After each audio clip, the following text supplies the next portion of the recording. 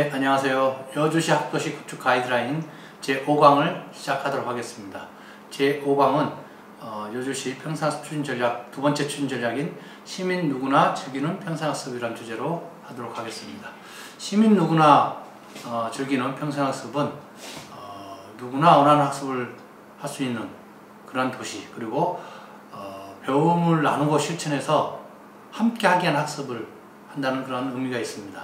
이렇게 하기 위해서 우리가 생애 주기별로 평생학습 체계를 만들고 또 평생학습 취약계층에 대한 평생학습 체계를 좀 구축해야 되지 않느냐, 그리고 일 학습 복지가 이렇게 선순환하는 학습 형태를 조성하는 게 목적이 되겠습니다. 시민 누구나 즐기는 평생학습의 과제는 총 6개 있습니다. 생애 주기별 맞춤형 평생학습 추진, 고용노동부 사업과 연계한 재직자 역량 향상 과정사업 운영, 또 장애인 평생학습 체계 구축, 농업인 평생학습 체계 구축, 다문화 평생학습 체계 구축, 그리고 여주형 학습형 사회적 일자리 모델 정립, 이렇게 총 6개 과제가, 실천 과제가 도출되었습니다. 여주시 생애주기별 평생학습 체계를 개발하기 위해서 먼저 이제 온라인 프로그램과 오프라인 프로그램을 볼 수 있어요. 우리가 통상 시, 군, 구에서는 오프라인 프로그램 운영에 방점을 두고 있는 경우가 많은데, 사실 온라인 프로그램에 관심을 많이 둬야 될 필요가 있습니다. 우리나라 같은 경우 K무크라고 해서 국가평생교육진흥원에서 운영하는 무료 교육 프로그램, 그리고 지시크라고 경기도에서 운영하는 무료 교육 프로그램, 온라인 프로그램이 많이 있습니다. K무크는 약 720개, 그리고 740개, 그리고 지시크는 약 1200개 과정이 무료로 제공되고 있습니다. 그래서 각 연령대별로 10대, 20대, 30대, 40대, 50대, 60대, 70대 이상에 나눠서 이 온라인 프로그램이 우리 지시크하고 K무크에 있는 두 시스템에 있는 온라인 프로그램이 약 2000개가 되다 보니까 너무 많은 과정이 있다 보니까 내가 무엇을 들어야 될지 잘 모르는 경우가 많아요. 물론 각 시스템에 보면 분야별로 이렇게 유마크 되어 있지만 연령별로는 다 되어 있지 않아요. 그래서 그런 차원에서 K무크나 지시크에 있는 컨텐츠를 연령별로 필요한 것들을 이렇게 뽑아낸 다음에 여주 시민에게 맞춤형으로 제공할 필요가 있다는 거죠. 예를 들어서 10대 같은 경우는 스마트폰으로 영화 만들기, 반려동물 이해하기, 우주로의 여행, 이런 것들이 관심 영역이 될 수 있겠죠.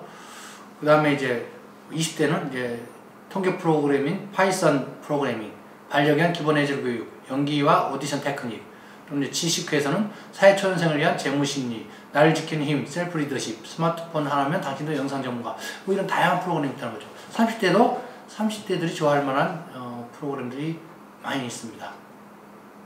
그리고 40대도 마찬가지죠. 50대, 60대 마찬가지고 70대 이상은 역시 뭐 반려동물에 대한 것은 70대 이상도 알 필요가 있겠죠. 그 다음에 좀 전문적으로 가서 이제 뭐 한중 문화 비교를, 스마트폰 하나면 당신도 사진작가, 뭐 연세 드신 분들이 스마트폰을 갖고 사진을 찍는 경우가 많이 있겠죠. 그 다음에 뭐 말문이 튀는 데일리 단어 교육, 단어 하나로서 영어를 좀 알아가는 것들, 이런 것들이 많은 컨텐츠를 우리가 맞춤형으로 좀 만들어서 줄 필요 있다고 생각을 합니다. 특히 지시크는 학습자가 원하는 키워드, 목적을 넣으면 그 목적에 맞게끔 어떤 교육이 필요한지를 제공해주는 기능까지도 있습니다. 이건 뭐 제가 경기도 평생교육진흥원 원장할 때 만들었던 기능인데 현재는 있을지 모르겠지만 아마 그런 기능도 구현되고 있을 거라고 생각을 합니다. 그래서 아무튼 여주시는 이렇게 많은 약 2000개 가까운 온라인 프로그램에 대해서 연령별로 맞춤형을 이렇게 편성해서 제공할 필요가 있고요. 그 다음에 이제 사이버 대학에서 약 1000편 정도가 생애 주기별로 맞춤형으로 운영되고 있어요. 그런 것들도 필요한 경우 연계할 필요가 있다는 겁니다. 두 번째, 이제 집합교육, 오프라인 상태에서는 마을에서 해야 했던 청소년들이 바르게 성장할 수 있도록 지원하는 그런 시스템이 중요하다. 마을 속에서, 마을의 생활 속에서 진로, 창의, 인성, 예절, 안전교육, 민주시민교육이 이루어지는 여주형 평생학습 마을 만들기 사업을 좀 전개했으면 좋겠다.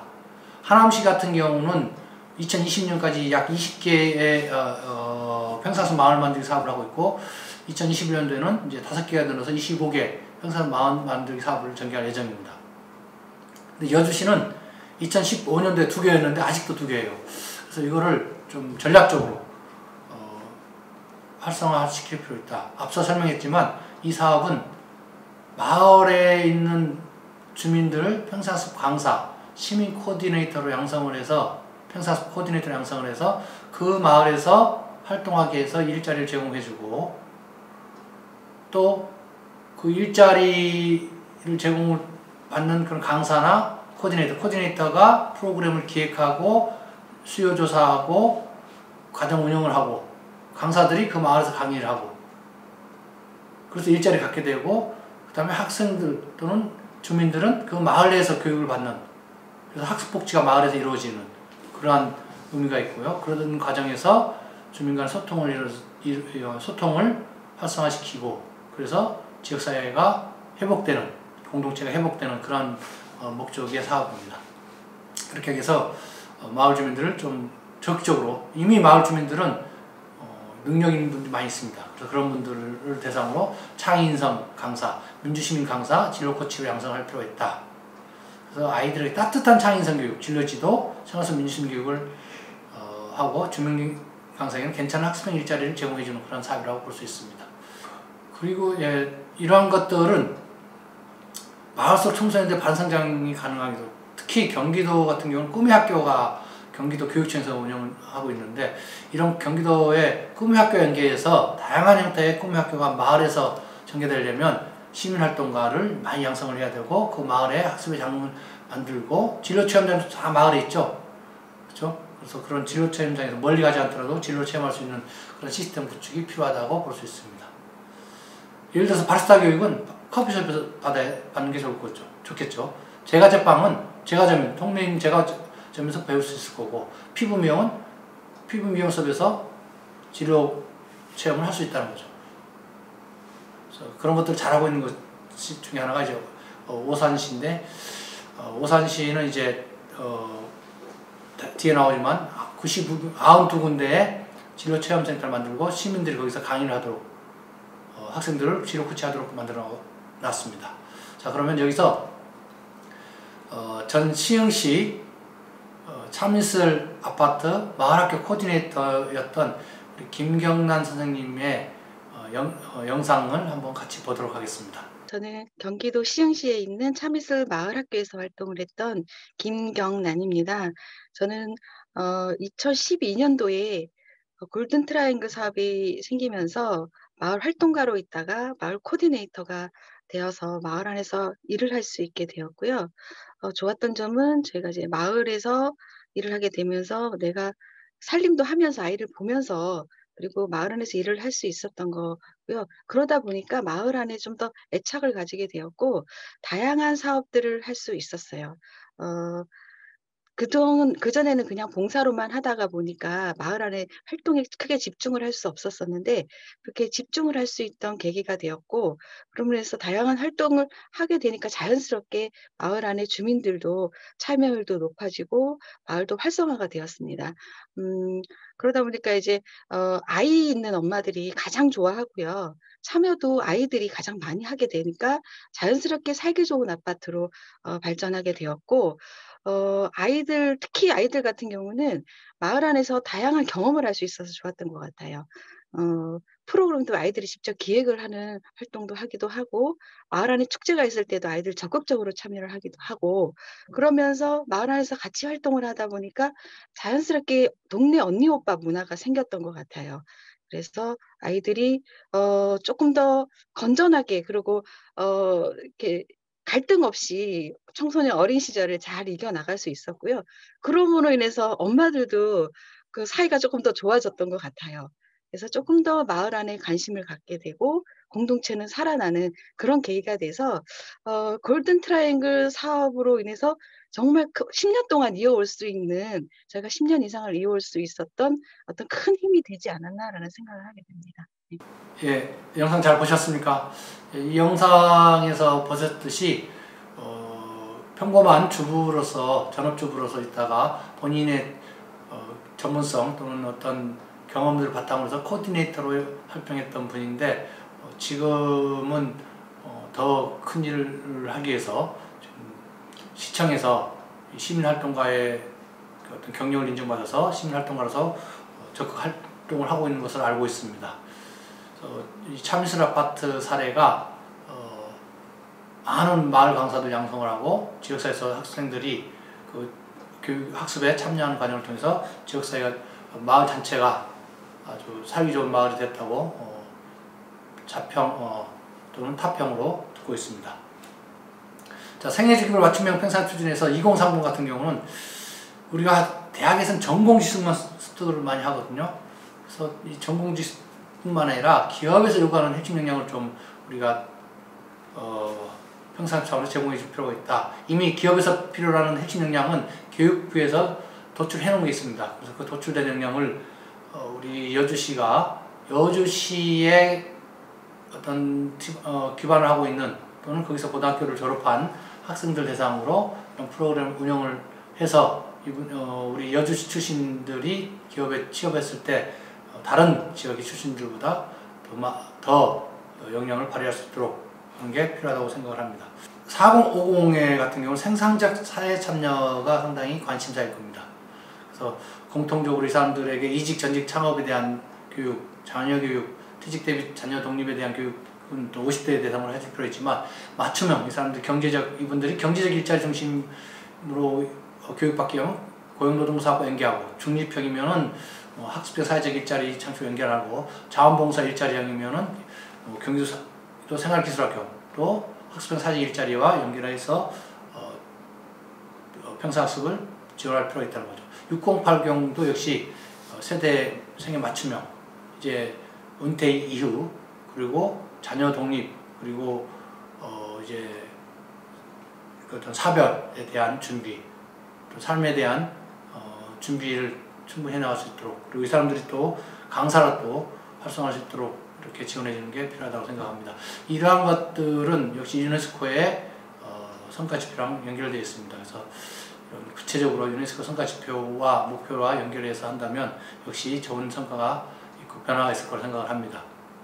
고용노동부 사업에 보면 사업주 직업훈련, 직업력개발 지원 사업이 많이 있습니다. 이걸 좀 전략적으로 활용해야 되고, 또 국가인적자원개발 컨소시엄 사업이 있거든요. 이런 사업을 좀 활용을 해야 되고, 기업 맞춤형 현장 OJT 사업이 있어요. 이런 사업들, 고용노동 관련 사업 활용을 위해서 여주시가 좀 고용노동부의 고용지원센터 협력하는 체계를 좀 구축할 필요가 있다. 그렇게 하기 위해서는 여주, 또 이 기업의 여주시 같은 경우는 기업이 아주 적어요. 소규모입니다. 아마 대부분의 여주 시민들은 10명 이하의 기업에 근무하고 계시는데, 그러한 10명 이하에서 평생학습을 한다? 상당히 쉽지 않은 그런 과제입니다. 그래서 어떻게 하면 10명 이하의 이 작은 영세 사업 또는 소규모 사업장에서 학습이라는 것들을 우리가 한번 논의할 것인가. 유네스코도 아시다시피 학습은 시청에서만 하는 게 아니라 사업주, 기업 내에서 활성화시켜야 된다고 강조하고 있는데, 그러한 차원에서 여주시가 뭘 어떻게 해야 될지 고민을 해야 되고, 그렇게 하기 위해서는 이런 기업의 CEO들의 참여를 통한 포럼을 좀 개최해서 공감대를 형성할 필요가 있다. 그리고 우리 그 고용노동부에 보면은 집체훈련, 현장훈련, 원격훈련에 있어서 자체 훈련비라든가 위탁훈련비, 훈련수당, 또 식비, 또 임금의 일부를 줘요. 많이 주진 않지만 일부를 줍니다. 자체, 역시 현장훈련도 마찬가지예요. 그래서 이런 것들에 대해서 우리 여주 시내에 있는 기업체에 있는 관계자들 또는 CEO들이 잘 모르고 있을 수 있기 때문에 여주시에서 이런 것들에 대한 그 홍보를 좀 해서 적극적으로 활용할 수 있도록 했으면 좋겠습니다. 관련된 유네스코 성과지표는 이주민 근로자를 포함하여 모든 근로자들이 다양한 범위의 학습 기회를 가질 수 있도록 보장해라 라는 게 나옵니다. 그래서 성과지표로 이주민 근로자들의 교육훈련 참여율 저희가 한 30% 잡았는데, 이런 것들도 고민을 해봐야 될 거고, 이건 사회복지과에서 좀 관심을 가져야 된다. 그리고 2.3.3 고용주 및 노동조합이 직장 내 일터 학습을 지원할 수 있도록 정리해라. 기업의 CEO 평상시 포럼 개최 건수를 점차 2번에서 점차 최소한 1년에 2번 정도 해서 관심을 유발시킬 필요가 있다고 봅니다. 그 다음 과제는 장애인 평상시 시스템 구축입니다. 장애인 평생교육 인프라를 좀 확보해야 된다. 이미 장애인 복지관, 종합복지관이 있지만, 그리고 여주시는 다른 도시와 달리 장애인 복지관에 평생교육사를 배치해서 좀 평생교육 차원에서 적극 지원하고 있습니다. 관장님의 관심이 상당히 높은 걸 알고 있는데, 마찬가지 다른 부서도, 다른 기관도 평생학습에 대한 관심 많이 가져야 됩니다. 그래서 여주시 내에 장애인 교육이 가능한 기관이 어디가 있는지 좀 발굴해야 되고, 사회복지과에 장애인 평상학습 업무를 좀 신설해야 된다. 그리고 장애인 평상학 도시정을 좀 추진해서 2020년도에 5개 도시가 선정이 되어 있는데 여주시도 2021년도에 좀 추진할 필요가 있다. 그리고 두 번째, 장애인 평생교육 인적자원 확보하고 역량을 좀 강화해야 된다. 장애인 전문기관 평상학 전담 인력을 확보해야 되고, 또 전문 강사도 또 풀을 확보해야 되고, 장애인 평상학 참여율 목표 설정을 좀 해야 된다. 이 목표가 설정되면 사실은 이런 다양한 전문가 양성이라든가 인력 확보 관련 기관 확보가 당연히 될 수 있겠죠. 목표가 없기 때문에 방향점이 안 나는 거죠. 그래서 2021년도에는 5%에서 2025년도에는 25%가 참여할 수 있도록 해야 되는, 5%는 거의 안 하는 수준이거든요. 그러나 이제 초기이기 때문에 5% 이상은 해야 된다고 봅니다. 세 번째로, 장애인 평생교육 재원을 확보해라. 유네스코도 소외계층에 대한 별도의 재원을 확보를 하라고 되어 있거든요. 장애인 복지 어떤 인프라 또는 물리적 케어 중심에서 이제는 학습적인, 심리적인 쪽으로 케어를 해줘야 된다는 거죠. 그 다음 장애인 평생교육 프로그램을 다양해야 된다. 봅니다. 예를 들어서 우리가 할 수 있는 것들, 장애인에 대상으로는 뭐 여주시 성인장애인 평상학습자의 요구 분석부터 동아리 운영, 그다음 직업능력 향상 프로그램과 연계, 맞춤형 자기과정 운영, 또 비학위과정 운영이 볼 수 있고, 일반인 대상으로는 장애인에 대한 인식 개선 프로그램, 그다음에 일반인과 장애인이 함께하는 통합형 프로그램의 의도적 개발, 그다음에 성인 장애인이 지역 주민과 함께하는 교육과정, 그리고 장애인 가족들을 위한 교육 요구 조사 및 프로그램 지원도 필요할 거라고 생각을 합니다. 이것도 역시 유네스코의 성과 지표 2.1.4, 2.6.2, 그리고 그 장애인 비문해자 저소득층 소외계층에 대한 평생교육 예산 비율을 좀 성과 목표 연계할 필요가 있다는 거고 생각을 합니다. 그래서 이렇게 제시를 했고요. 그 다음에 9번째 과제, 농업인 평생학습 체제 구축입니다. 농업인 평생학습, 특히 이제 21세기 농업인 대학을 운영을 하고 있는데, 21세기 농업인 대학인데 교육 커리큘럼을 보면 전부 다 영농교육이에요. 이건 우리가 80년대, 70년대, 80년대, 90년대 경제적 소득이 국민의 행복을 가져올 거라는 그런 패러다임에서 만든 겁니다. 근데 유네스코의 평생학습 목적을 보면 크게 4개 기둥이 있습니다. Learning to know, 그래서 알을 위한 학습, 그 다음에 Learning to be, 존재를 위한 학습, 그리고 Learning to live together에서 함께 살게 하는 학습, 그 다음에 실행을 위한 학습을 해서 Learning to do, 4가지가 있습니다. 그런데 우리 영농교육은, 농업인 대학은 실행을 위한 학습, Learning to do만 하고 있거든요. 그래서 이 농업인들의 행복을 위해서는 이 4가지 측면에서 균형적인 평생학습을 실시해야 된다. 그래서 알을 위한 학습은 이미 경기도 지식교회도 여러 가정이 있어요. 온라인 차원에서는 경제로 보는 인문학, 알면 더 편안하다, 뭐 김경의 심리 톡투유, 뭐 이런 다양하게 있어요. 특히 이어령 전 문화부 장관님의 과거로부터 배우다, 이런 교육과정은 상당히 좋은 거거든요. 그리고 존재를 위한 학습에는 새로운 세상에 눈을 뜨다, 융합기술과 인류민에 알면 더 성장한다, 삶을 함께 살게 하는 학습에는 민주시민교육, 생각을 바꾸다, 편견을 바꾸다, 역시 이어령 장관님의 강의고요. 인권과 이주노동자에 대한 교육도 있습니다. 이런 것들이 온라인 상에도 있지만 오프라인 상에도 같이 가져야 한다고 봅니다. 유네스코 학습지표 2.1.3과 2.5.2가 관련되어 있습니다.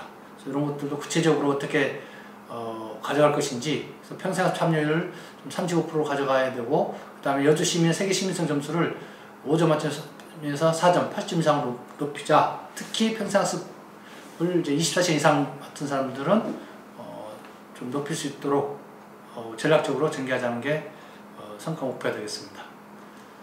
10번째, 다문화 평상체계 구축입니다.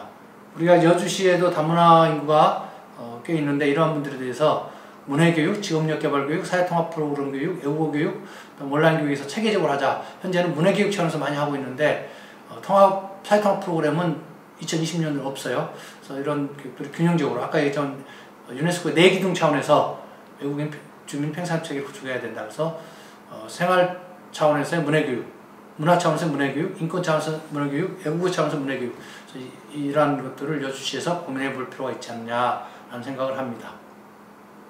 그다음 디지털 문화교육도 역시 교통, 금융, 생활, 통신, 그다음 공공기관 서류 발급 이런 것에 있어서 많은 어려움이 있거든요. 그래서 말씀드렸지만 learning to be, learning to know, learning to live together, learning to do 차원에서 우리 다문화에 대한 평생교육도 강화시켜야 되는데 여주시 다이음 강사가 2020년에 2명이 목표로 해서 양성을 했는데 사실은 이 사업은 여성가족부의 사업인데 여주시는 여성가족부의 다이음 사업 강사 자격 기준을 대폭 완화해서 여주시에 거주하는 다문화인들이 전문성, 경험 또는 뭐 끼를 가지고 있으면 누구나 다이음 사업의 강사가 될 수 있도록 자격 기준을 완화하고 적극적으로 사람들이 평상습에 뛰어들어서 정말로 우리의 소중한 자산으로서 우리 다문화인들이 여주에서 활동할 수 있도록 그러면 진정한 사회통합이 이루어질 거라고 생각을 합니다. 이 지표는 유네스코 학습도시 핵심 성과 지표 1.1.1, 2.1.4, 2.3.1, 2.5.2 특히 2.3.1은 이주 근로자에 대한 얘기고요. 그다음 2.1.4는 이민가정에 대한 이민가정자들, 이민자 가정 등을 포함한 소외계층에 대한 교육기회 보장인데 이걸 이제 교육의 수혜자가 아니라 공급자로서 글로벌 문화의 공급자로서 다문화인들을 활용하는 그런 과제를 제안했습니다. 그 다음에 여주시에 적합한 학습형 사회적 일자리 유형을 발굴하자. 그래서 시민 지식형 일자리, 실천 공익형 일자리, 자활 학습형 일자리에 맞춰서 연령대별로 시민 강사, 주민 강사, 지역 해설사, 평상학습 활동가, 평상학습 매니저, 그 다음에 사회적 동반 일자리, 자활 학습형 일자리를 대폭 개발해서 또 다른 일자리의 한 행터로서 우리 학습형 사회적 일자리가 여주에서 자리매김할 수 있도록 지원하는 과제입니다. 학습 질문을 한번 간단하게 보도록 하겠습니다. 생애 주기별 맞춤형 평상학습을 제공하기 위해서 여주시 부서 차원에서 해야 할 일은 무엇인가요? 하시는데 사실은 도서관에서 여주시 도서관에서 초등학생들 학력 보완 교육을 아주 잘하고 있는 걸로 알고 있습니다.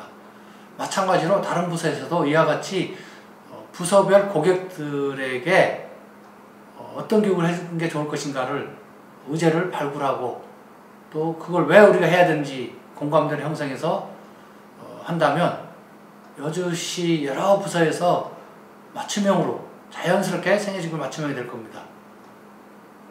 어린이 관련된 부서에서는 당연히 어린이 대상이 될 것이고 노인복지과 또 노인과에서는 노인에 대한 맞춤형 평생교육이 되기 때문에 자연스럽게 생애주기별 맞춤형 평상습이 부서별로 의제를 발굴하며 해서 추진한다면 가능할 거라고 봅니다. 두 번째, 장애인, 농업인, 외국인 평상체계 구축에 왜 중요한가? 라고 하셨는데 말씀드렸지만 이들도 우리의 주민의 구성원으로서 아주 중요한 역할을 하고 있고 이분들이 행복해야 우리 도시가 행복한 도시가 됩니다. 특히 장애인들, 평상시 너무 소외된 사람들이거든요. 그동안 너무 어떤 물리적인 측면에서만 지원을 받는데 이제는 학습형 차원에서 받아야 돼요. 농업인은 러닝 투 두만 했고 외국인은 아주 기초적인 러닝 투 노우 아주 기초적인만 했거든요. 그 다음에 러닝 투 비 정도만 해야 되는데 함께 살기 위한 학습, 존재를 위한 우리나라에서 같이 존재하기 위한 학습, 그 다음에 알기 위한 학습, 그리고 러닝 투 두 함께 하기 위한 학습 차원에서 매우 중요하다고 봅니다. 온전한 시민, 건강한 시민 양성 차원에서 중요하다고 봅니다. 세 번째, 학습형 사회적 일자리는 지자체의 예산에 의존한 일자리로 한계 있지 않느냐. 학습형 사회적 일자리, 저는 지자체 예산으로 해도 관계없다고 봅니다. 학습형 사회적 일자리는 거는 사회적이란 말은 실제로 필요하지만 시장 실패가 일어나는 일자리를 의미합니다. 그런 의미에서 공공기관에서 해야 되고 우리가 공공근로, 지금 희망근로죠. 희망근로 사업은 정부에서 다 예산을 대고 있습니다. 학습형 사직 일자리는 학습을 통해서 다른 사람에게 그걸 제공하면서 또 파생적인 효과를 발휘하는 그런 일자리이기 때문에 학습형 사직 일자리는 강의하는 본인에게 일자리, 그리고 그 강의를 통해서 학습 복지를 누릴 수 있다는 차원에서, 그리고 소통을 촉진한다는 차원에서 매우 중요한 일자리라고 생각을 합니다. 자, 이상으로 제 5강을 마치겠습니다. 자, 제 6강에서 뵙겠습니다. 수고하셨습니다.